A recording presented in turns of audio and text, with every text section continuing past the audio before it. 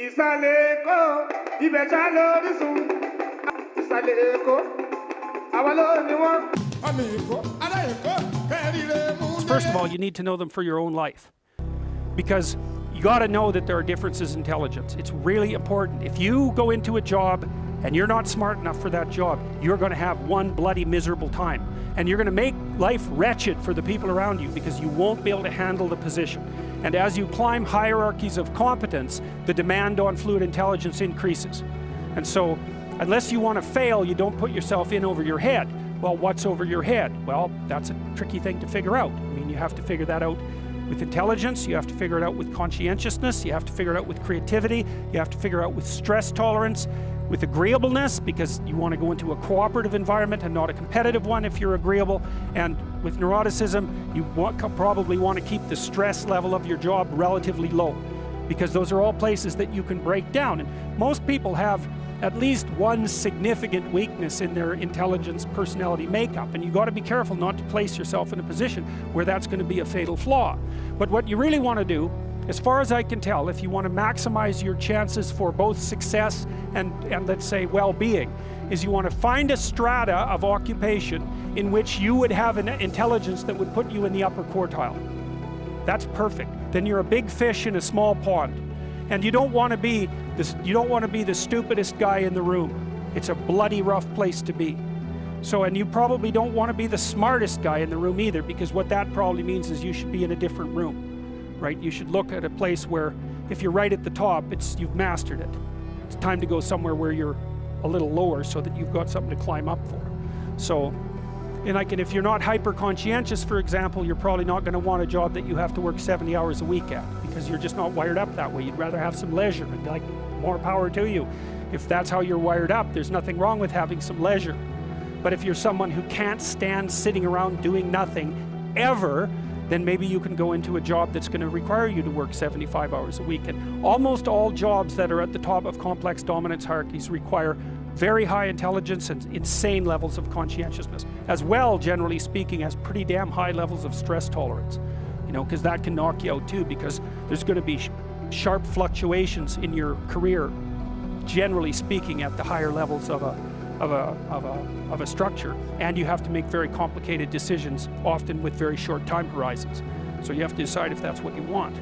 So, okay, so how smart do you have to be different things in life? Well, if you have an IQ of 116 to 130, which is 85th percentile and above, so it's one person in 8 up to one person in 130, I believe is 85, 90, 95, is it 95? I think it's 95. One person in 8 to one person in 20. Then you can be an attorney, a research analyst, an editor, an advertising manager, a chemist, an engineer, an executive manager, etc. Now, that's not the high end for IQ, by the way.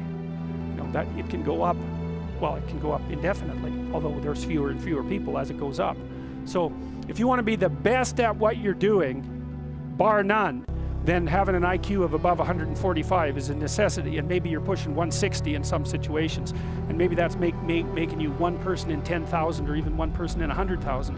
And then also, to really be good at it, you probably have to be reasonably stress tolerant and also somewhat conscientious.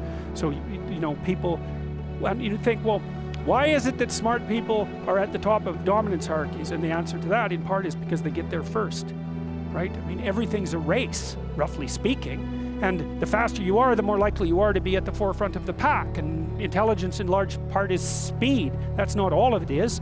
So if you're moving towards something difficult rapidly, the faster people are going to get there first. So IQ of 110 to 115, so that's 75th to 73rd to 85th percentile. Copywriter, accountant, manager, sales analyst, general manager, purchasing agent, registered nurse, sales account executive. If you look at universities, the smartest people they're above this. Who are the smartest people at university? What do you think? Mathematicians, physicists and mathematicians, right. I can tell you who's on the other end, but I won't. Yeah, I'd like to though. Anyways, okay. going down the, now 103 to 108 is slightly above average, right? 60th to 70th percentile. Store manager, bookkeeper, credit clerk, lab tester, general sales, telephone sales, accounting clerk, computer operator, customer service rep, technician, clerk, typist. So you see at this level, people have some technical skill and some ability to deal with complex things. Okay, that's dead average. 100 is average. Dispatcher in a general office, police patrol officer, receptionist, cashier, general clerical, inside sales clerk, meter reader, printer, teller, data entry, electrical helper. 95th to 98. Machinist, food department manager, quality control checker, security guard, unskilled labor, maintenance, arc welder, die setter, mechanic. Good IQ range for relatively qualified tradespeople. 87 to 93. Messenger, factory production worker, assembler, food service worker, nurse's aide, warehouseman, custodian, janitor, material handler, packer. Now, what you're starting to see is that as you move down the hierarchy, the jobs get simpler, they're more likely to be assigned by other people, or they're repetitive.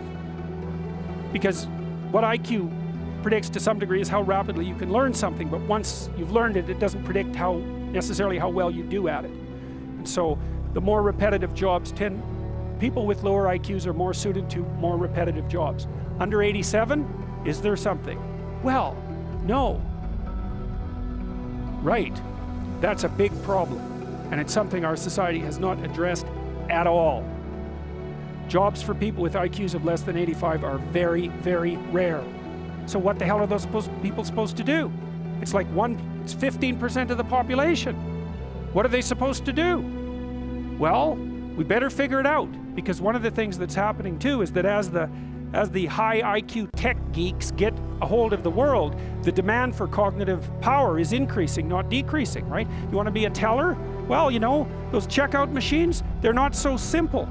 You want to work at McDonald's? You think that's a simple job? You don't see robots working at McDonald's. And the reason for that is that what McDonald's workers do is too complex for robots to do. So this is a discussion that no one wants to have, but that's okay. It's still a problem, and it has to be dealt with. So the US government, I think I told you this at one point already, it's illegal to induct anyone into the US Army if they have an IQ of less than 83, right? It's about 10% of the population. Because the US Army, they've been doing IQ testing since IQ testing began, because they want everybody they can possibly get into the Army, because in peacetime, they use it as a way of moving people up the socioeconomic ladder, and in wartime, well, obviously, you need as many soldiers as you can get your hands on. And so you're not going to be any pickier than you have to be.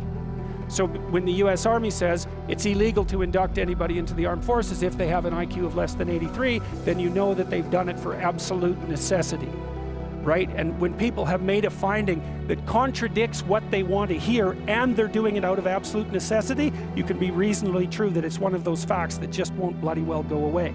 And so you might think, well, if there's nothing for someone with an IQ of less than 83 to do in the Army, what makes you think that there's something that they can do in the general population?